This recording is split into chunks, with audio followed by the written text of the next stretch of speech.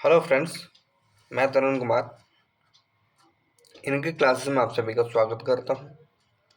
आज की इस वीडियो में हम भारतीय संवैधानिक विकास के जो चार्टर एक्ट्स पढ़ रहे थे उनको आगे पढ़ेंगे। कुछ चार्टर एक्ट हम पहले डिस्कस कर चुके हैं, उससे आगे के चार्टर एक्ट इस वीडियो में देखने वाले हैं। तो हमारा जो अगला चार्टर एक्ट है वो है 1833 का चार्टर एक्ट। इसके कुछ प्रावधान हैं वो है कंपनी के व्यापारिक एकाधिकार को पूर्णतः समाप्त कर दिया गया। तो कंपनी का जो व्यापारिक अधिकार था उसको कंप्लीट पूरी तरीके से बंद कर दिया गया और बंगाल का गवर्नर जनरल अब ब्रिटिश भारत का गवर्नर जनरल बना दिया गया। पहले एक बंगाल का गवर्नर जनरल होता था, लेकिन अब वो पूरे ब्रिटिश भारत का, पूरे भारत में जहाँ जहाँ पे ब्रिटिश शासन था उन सबका गवर्नर जनरल बना दिया गया। इस प्रावधान के तहत ब्रिटिश भारत का प्रथम गवर्नर जनरल लॉर्ड विलियम किसको बनाया गया था? वो बनाया गया था लॉर्ड विलियम बेंटिंग को। तो लॉर्ड विलियम बेंटिंग भारत के पहले ब्रिटिश गवर्नर जनरल थे पूरे भारत के। ठीक है। उसके बाद इसका अगला प्रावधान था गवर्नर जनरल की परिषद की में एक कानूनी सदस्य और जोड़ा गया, चौथा सदस्य भी शामिल कर दिया गया। प्रथम विधि आयोग भी इसी प्रावधान के तहत गठित किया गया था। वो भी किसकी अध्यक्षता में? मैकाले की अध्यक्षता में। क्वेश्चन यहाँ से इस तरीके से भी पूछा जाता है कि जो विधि आयोग बना है वो किस समिति की सिफारिश पर बना था? तो वो बना था मैकाले की सिफारिश पर।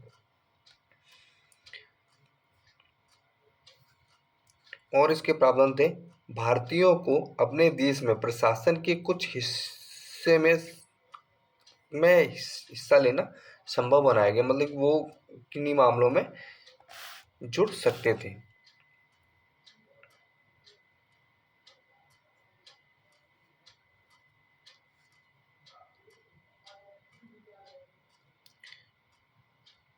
उसके बाद जो अगला चार्टर एक्ट है 1853 का चार्टर एक्ट, उसके कुछ प्रावधान है वो है विधि निर्माण हेतु पहली बार भारतीय केंद्रीय विधान परिषद की स्थापना हुई थी। तो इस चार्टर एक्ट के तहत 1853 वाले के भारतीय विधान परिषद की स्थापना हुई थी। सिविल सेवकों की भर्ती के लिए खुली प्रतियोगिता हुई थी। ये क्वेश्चंस बहुत पूछा जाता है कि सिविल सेवकों के लिए परीक्षा कब से प्रारंभ हुई थी? तो वो हुई थी 1853 वाले चार्टर एक्ट के तहत। डायरेक्टरों की संख्या 24 से घटाकर 18 कर दी गई और 6 सम्राट द्वारा मनोनीत किए जाने लगे। कार्यपालिका एवं विधायिका संबंधी शक्तियों का पृथक्करण कर दिया गया, तो कार्यपालिका और विधायिका को अलग अलग कर दिया गया।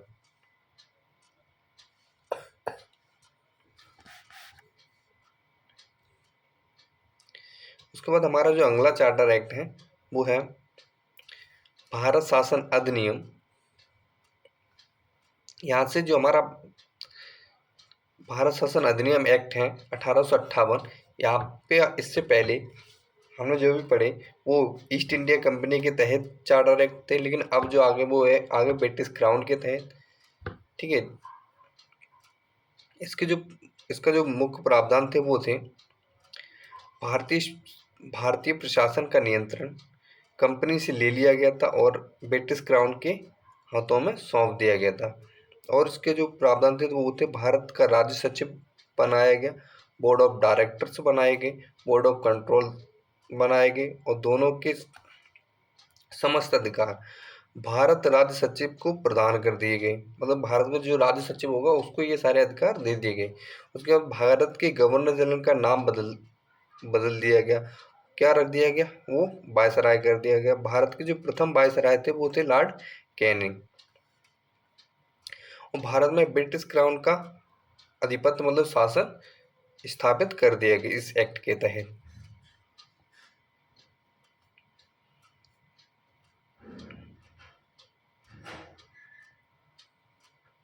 उसके बाद आता है भारत परिषद अधिनियम 1861। ये भी बहुत महत्वपूर्ण अधिनियम रहा है। इसके प्रावधान क्या थे? राज्य विधान परिषदों का गठन किया गया, मतलब शक्तियों का विभाजन होने लगा धीमे धीमे, जिससे राज्य विधान परिषदों का गठन हुआ। विभागीय प्रणाली को मान्यता मिली। वायसराय को कार्यकारी परिषद में भारतीयों को गैर सरकारी सदस्यों के रूप में मनोनीत करने का अधिकार दिया गया। और मद्रास और बम्बई, इन दोनों प्रेसिडेंसियों को फिर से अलग कर दिया गया। पहले ये बंगाल में मिला दी गई थी, लेकिन अब इसको 1861 वाले एक्ट के तहत इसको अलग कर दिया गया। अध्यादेश जारी करने की शक्ति वायसराय को दे दी गई कि वायसराय कोई भी अध्यादेश जारी कर सकता है, कोई भी कानून बना सकता है।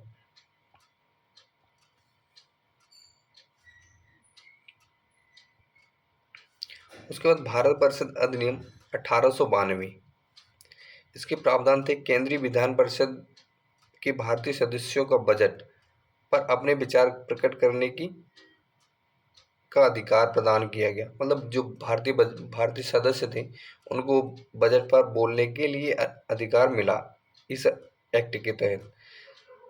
सार्वजनिक हित के मामलों में केंद्रीय विधान परिषद के भारतीय सदस्यों को 6 दिन पूर्व सूचना देकर प्रश्न पूछने का अधिकार दिया। मतलब कि वो किसी भी सामाजिक हित है उसके बारे में प्रश्न पूछ सकते थे, लेकिन उसके लिए उन्हें 6 दिन पहले सूचना देनी पड़ती थी। और था सीमित अर्थों में निर्वाचन पद्धति का आरंभ। यहाँ से वोटिंग सिस्टम प्रारंभ कर दिया गया था कि जो कुछ लोगों को ही वोट देने का अधिकार था, लेकिन वोटिंग सिस्टम स्टार्ट हो गया था भारत परिषद अधिनियम 1892 के तहत।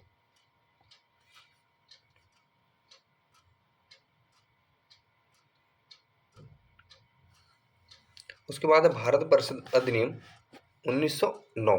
ये बहुत ही महत्वपूर्ण हो जाता है।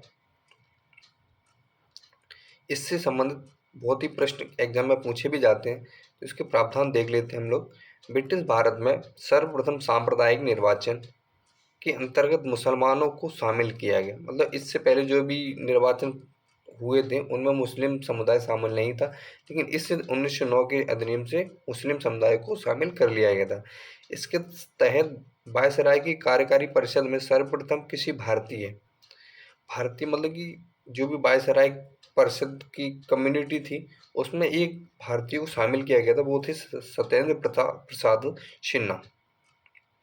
सत्येंद्र प्रसाद सिन्हा पहले भारतीय थे जो ब्रिटिश वायसराय के तहत अधीन काम कर रहे थे। उसके बाद अगला था परिषद के सदस्यों को बजट एवं लोकहित के विषयों की विवेचना करने, प्रस्ताव लाने, पूरक प्रश्न पूछने का अधिकार दिया गया।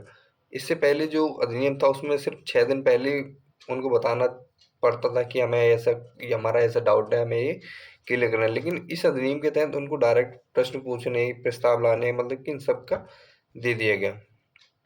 उसके बाद 1909 में भारत परिषद अधिनियम के बारे में प्रसिद्ध कथन यह है कि गांधी जी इस एक्ट ने हमारा सर्वनाश कर दिया। गांधी जी ने कहा था इस एक्ट के तहत हमारा सर्वनाश हो गया।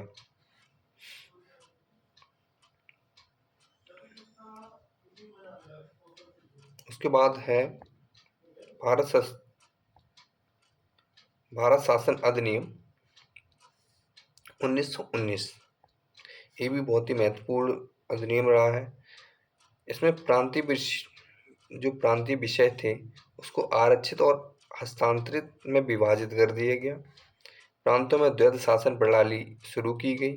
सांप्रदायिक आधार पर निर्वाचन किया जाने लगा, जिसमें सिख, भारतीय, ईसाइयों, आंग्ल भारतीयों और यूरोपियनों को भी यह प्रत्यक्ष निर्वाचन का प्रावधान किया गया। केंद्र में द्विसदनीय विधायिका शुरू की गई और इसी अधिनियम के तहत पहली बार उत्तरदायी शासन शब्द का प्रयोग किया गया।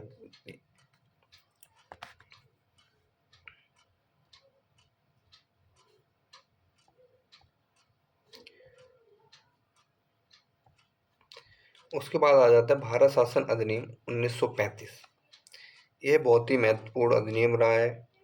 भारत का संविधान बनाने में इसका बहुत ही अच्छा योगदान रहा है और इससे काफ़ी प्रश्न पूछे भी जाते हैं हर एक एग्जाम में, क्योंकि इसके बहुत ज़्यादा अनुच्छेद इससे सीधे के सीधे लिए गए हैं या उनमें थोड़ा बहुत हेर फेर करके हमारे संविधान में लिए गए हैं।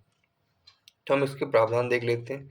इसका गठन संघीय लोक सेवा आयोग, इस अधिनियम के तहत संघीय लोक सेवा आयोग का गठन किया गया था। अखिल भारतीय संघ की स्थापना की गई थी। द्वैध शासन को प्रांतों से समाप्त कर दिया गया था, लेकिन केंद्र में लागू कर रखा गया। प्रांतों को स्वायत्तता दे दी गई कि मतलब राज्य अपने अधिकार बना सकते हैं। उत्तरदायी शासन प्रारंभ हुआ।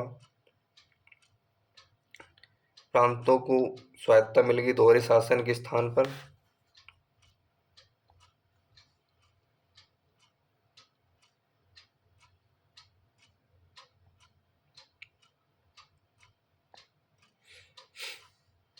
और सांप्रदायिक तथा वर्गीय मतदाता मंडलों का विस्तार हुआ। भारत में वर्तमान संवैधानिक ढांचे का आधार स्रोत काफी हद तक इसी से लिया गया है।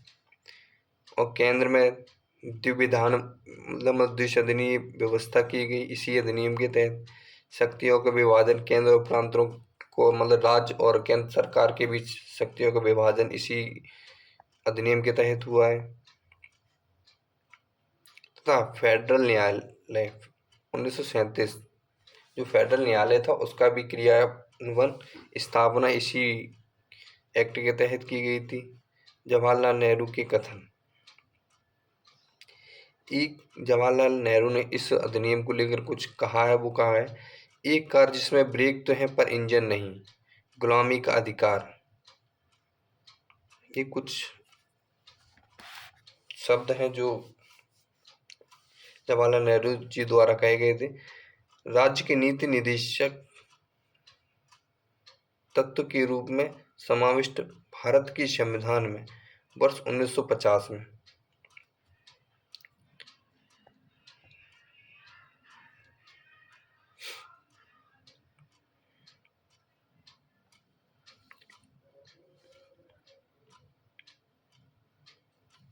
लेकिन ये 1935 का जो अधिनियम है उसको कांग्रेस के लखनऊ अधिवेशन 1936 में भारत शासन अधिनियम 1935 को अस्वीकार कर दिया। उसके बाद में आया भारत शासन अधिनियम 1947। यह भी बहुत महत्वपूर्ण रहा है भारत के संविधान बनाने में और इसकी अच्छी भूमिका रही है। इसमें अविभाजन ब्रिटिश भारत का विभाजन कर भारत एवं पाकिस्तान दो स्वतंत्र अधिराज्यों की स्थापना की। मतलब इस अधिनियम के तहत भारत और पाकिस्तान को अलग अलग दो देशों के रूप में बांटा गया। भारत 15 अगस्त 1947 को भारतीय रियासतों और ब्रिटिश संप्रभुता समाप्त हो गई। मतलब कि जो देसी रियासतें थी उन पे और जो ब्रिटिश भारत था उस पर 15 अगस्त 1947 को ब्रिटिश शासन समाप्त हो गया था और वो पूरा का पूरा भारतीय शासन हो गया था। और दोनों अधिराज्यों की संविधान निर्मात्री सभा को संविधान बनाने का अधिकार दिया गया था। मतलब इसी अधिनियम के तहत संविधान बनाने का अधिकार मिला था दोनों राज्यों को कि दोनों देश अपने लिए अलग अलग संविधान बना सकते हैं। उसके बाद में आया था दोनों अधिराज्यों को ब्रिटिश राष्ट्रमंडल से अलग होने की स्वतंत्रता। मतलब इसमें ये कहा गया था जो जैसे रहना चाहे वो वैसे रह सकता है। यदि ब्रिटिश शासन के साथ रहना चाहते या अलग अलग रहना चाहते तो अलग अलग रह सकते हैं। और इसी अधिनियम के तहत भारत का जो राज्य सचिव का पद था उसको भी समाप्त कर दिया गया था। तो इस वीडियो में इतना ही। मिलते हैं अगली वीडियो में कुछ अलग कॉन्सेप्ट के साथ। तब तक के लिए जय हिंद। यदि वीडियो आप लोगों को पसंद आई हो तो वीडियो को लाइक करें, साथ ही साथ चैनल को भी सब्सक्राइब कर लें।